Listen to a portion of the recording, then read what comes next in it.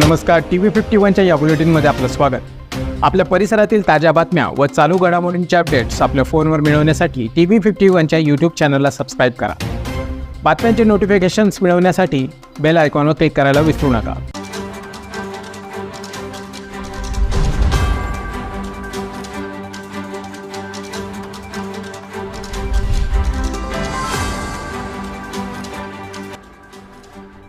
गेल्या काही दिवसांपासून आयकर विभाग कर बुडवणाऱ्यांविरोधात कठोर कारवाई करताना दिसत आहे. नुकतेच नांदेडमध्ये कोट्यवधी रुपयांचे घबाड जप्त केल्यानंतर आता नाशिकमध्येही एका मोठ्या छापेमारीत आयकर विभागाला मोठे यश मिळाले आहे. या छापेमारीत आयकर विभागाच्या अधिकाऱ्यांनी एका सराफ व्यावसायिकाच्या ठिकाणी छापा मारून 26 कोटी रुपये रोख आणि 90 कोटी रुपयांच्या बेहिशेबी मालमत्तेचे दस्तऐवज जप्त केले आहेत. ही कारवाई 30 तासांहून अधिक काळ चालली आणि यामध्ये 50 ते 55 अधिकाऱ्यांच्या टीमने सहभाग घेतला. सराफ व्यावसायिकाच्या घरातून 500 रुपयांच्या चलनी नोटांचा खच सापडला.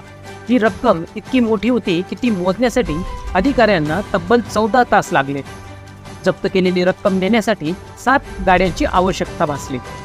या व्यतिरिक्त सराफ व्यावसायिकाच्या कार्यालयासह खाजगी लॉकर्स आणि बँक लॉकर्सचीही तपासणी करण्यात आली. मनमाड आणि नांदगाव येथील त्यांच्या कुटुंबातील सदस्यांच्या घरीही तपासणी करण्यात आली.